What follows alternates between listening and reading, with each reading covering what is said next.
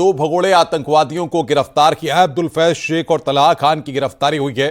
मुंबई अंतर्राष्ट्रीय हवाई अड्डे से दोनों आतंकी गिरफ्तार किए गए हैं। दोनों आतंकवादियों पर घोषित था 3-3 लाख का इनाम। दोनों आतंकी ISIS के पुणे स्लीपर मॉड्यूल से जुड़े हुए थे।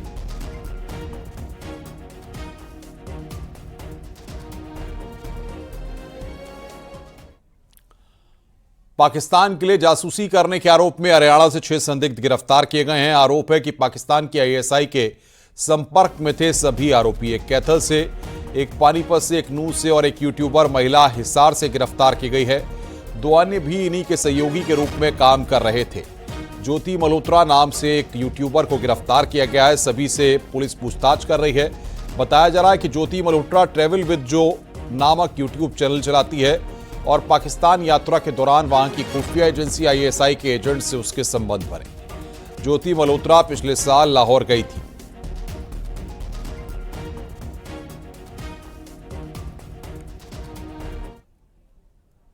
हरियाणा के कैथल जिले से एक बड़ी सनसनीखेज खबर आ रही है। गिरफ्तारी सामने आई है। गांव मस्तगढ़ चीका का रहने वाला देवेंद्र पाकिस्तान की खुफिया एजेंसी ISI और पाकिस्तानी सेना को भारत पाक के बीच हालिया तनाव की जानकारी देने के आरोप में गिरफ्तार किया गया है। DSP वीरबान ने बताया कि खुफिया इनपुट के आधार पर स्पेशल डिटेक्टिव स्टाफ ने उसे पकड़ा है, पूछताछ की है। पूछताछ में देवेंद्र ने माना कि वो ISI के संपर्क में था और ऑपरेशन सिंदूर से जुड़ी जानकारियां पाकिस्तान तक पहुंचा रहा था। साइबर पुलिस उसकी डिवाइसेस की गहन जांच कर रही है।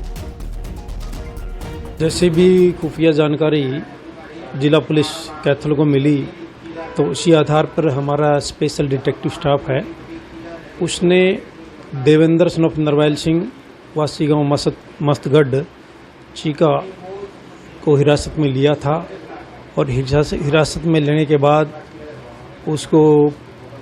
उसे पूछताछ की गई और उस पूछताछ के दौरान उसने बताया कि वह मतलब पाकिस्तान खुफिया एजेंसी ISI के संपर्क में रहा है और उस एजेंसी को भारत और पाकिस्तान के बीच जो विवाद चल रहा है उसकी जानकारियां उपलब्ध कराता था।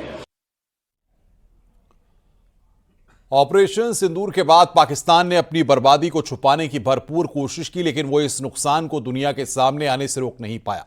अब पाकिस्तान के PM शहबाज शरीफ खुद इस बात को कबूल कर रहे हैं कि ऑपरेशन सिंदूर से पाकिस्तान को भारी नुकसान पहुंचा है। उनके एयरबेस तबाह हुए हैं। पर 7 सर्वदलीय डेलीगेशन का गठन हुआ है। शशि थरूर US जाने वाले डेलीगेशन का नेतृत्व करेंगे। सुप्रिया सुले सर्वदलीय डेलीगेशन का नेतृत्व करेंगी। दक्षिण अफ्रीका मिस्र में नेतृत्व करेंगी सुप्रिया सुले। श्रीकांत शिंदे अफ्रीकी डेलीगेशन का नेतृत्व करेंगे। रविशंकर प्रसाद भी डेलीगेशन का नेतृत्व करेंगे। संसदीय डेलीगेशन कई देशों का दौरा करेगा। ऑपरेशन सिंदूर की जानकारी देंगे डेलीगेशन। संजय झा करीमोजी भी डेलीगेशन का नेतृत्व करेंगी। बैजयंत पांडा भी डेलीगेशन का नेतृत्व करेंगे। भारत के साथ साथ दुनिया के बाकी देशों पर भी पहुंच करके भाजपा और सभी राष्ट्रीय दलों के सांसद, उनके प्रमुख सारे पदाधिकारी विदेशों में जाकर विदेश की धरती में आतंकवाद के विरुद्ध वैश्विक स्तर पर एक जनमंच तैयार करते हुए ये समूची दुनिया के लिए एक बहुत बड़ी चुनौती है। सर्वदलीय डेलीगेशन के नेतृत्व पर थरूर ने आभार जताया है। मैं सम्मानित महसूस कर रहा हूं। राष्ट्रहित के लिए कभी पीछे नहीं हटूंगा। शशि थरूर US जाने वाले डेलीगेशन का नेतृत्व करेंगे।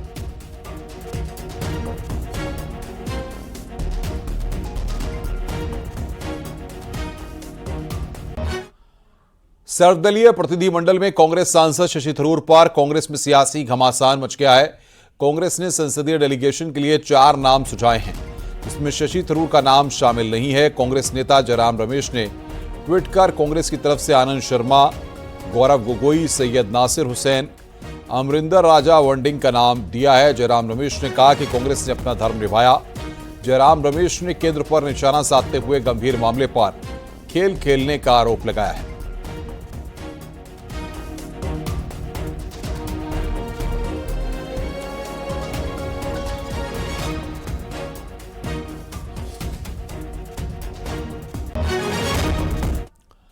जयराम रमेश पर बीजेपी के शहजाद पूनावाला ने हमला बोला। शहजाद पूनावाला ने कहा कि कांग्रेस दरबारियों को आगे कर रही है।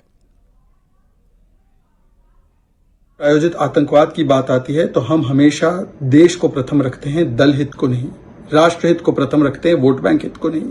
परंतु जब ऑल पार्टी डेलीगेशंस को भेजा जा रहा है अलग अलग जगहों पर ताकि पाकिस्तान को अंतर्राष्ट्रीय मंच पर बेनकाब किया जा सके, और ये भारत सरकार का सराहनीय कदम है कि सभी पार्टीज के अलग अलग सांसदों को ये जिम्मेदारी दी जा रही है, तब इस समय पर कांग्रेस पार्टी देश के ऊपर दल और दरबारी को रखती है।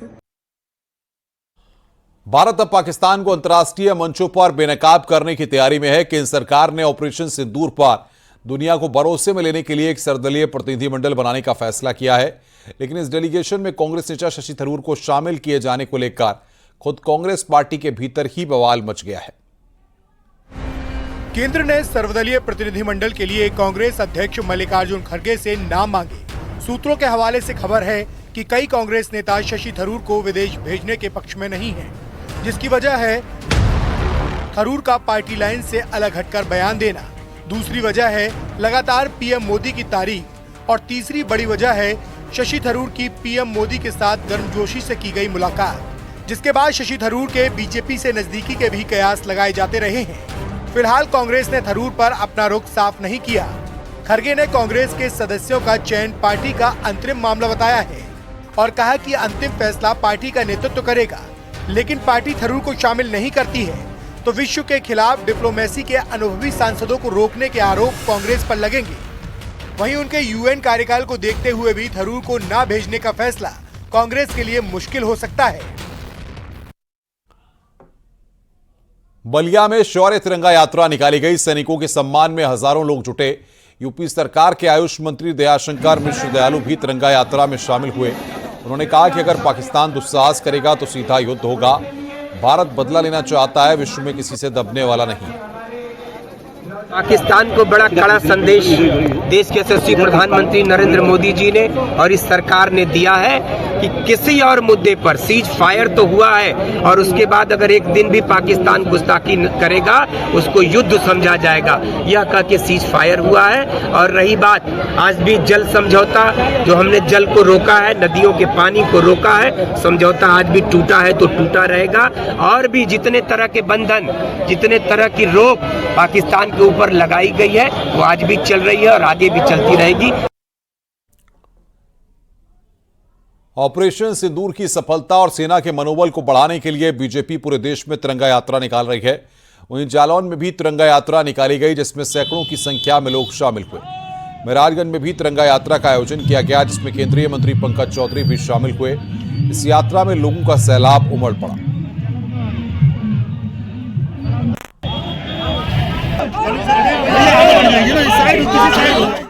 अमेठी में भारतीय जनता पार्टी ने तिरंगा शौर्य यात्रा निकाली, जिसमें कई बड़ी हस्तियां शामिल हुईं। इस यात्रा में राज्यसभा सांसद अमरपाल मौर्य, राज्य मंत्री मयंकेश्वर शरण सिंह और प्रदेश मंत्री शंकर गिरी भी शामिल हुए। बागपत में तिरंगा यात्रा का आयोजन किया गया, जिसमें राज्य मंत्री केपी मलिक शामिल हुए। इस यात्रा में आम लोगों ने भी बढ़ चढ़कर हिस्सा लिया।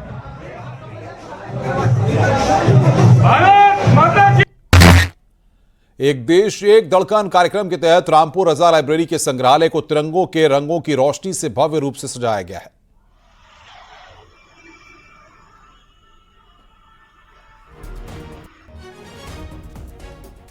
यूपी कांग्रेस मिशन 2027 की तैयारी में जुट गई है। कांग्रेस हाईकमान उत्तर प्रदेश में कांग्रेस के हर एक संगठन को एक्टिव करेगा। अगले 100 दिनों में कांग्रेस 1,62,000 से ज्यादा बूथ कमेटियों का गठन करेगी। 132 जिलों और शहरों में 832 ब्लॉक, 8,133 न्याय पंचायत, 1,62,000 बूथों पर मजबूत संगठन खड़ा करेगी। कांग्रेस लखनऊ में एक सृजन कार्यशाला का आयोजन किया गया, जिसमें कांग्रेस के राष्ट्रीय और प्रदेश स्तर के कई वरिष्ठ नेता शामिल हुए।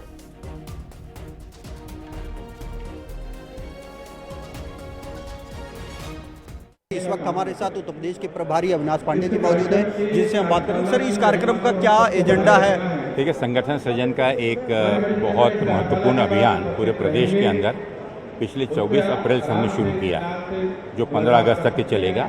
100 दिनों की जो कार्यसूची है उसमें प्रमुख रूप से संगठन को प्रदेश से लेकर और बूथ तक कैसे हम बेहतर तरीके से मजबूती प्रदान कर सकते हैं, जहां पर सर्व समावेश करते हुए और एक ऐसे संगठन को दें तो जो कि लोगों के सामने भारतीय जनता पार्टी के झूठ को सही रूप से रख सके, सच्चाई लोगों को बतलाए और प्रदेश के हित में होने वाली जो योजनाएं हैं, कहाँ कहाँ पर अड़चन है, उनका सही लोगों को उसका परिदृश्य उसका दर्शन कराएं।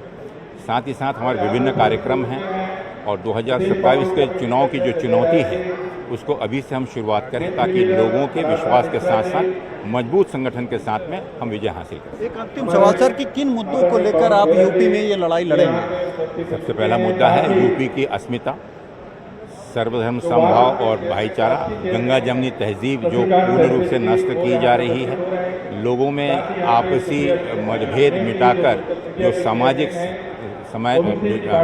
न्याय की जो बात है वो सही मायने में लोगों तक उसका फायदा मिले। तो इन सभी मुद्दों को लेकर हम जाएंगे और लोगों को भी अवगत कराएंगे और संगठन के अंदर भी विभिन्न ट्रेनिंग प्रोग्राम के माध्यम से कार्यकर्ताओं को भी उतना विचारों से मजबूत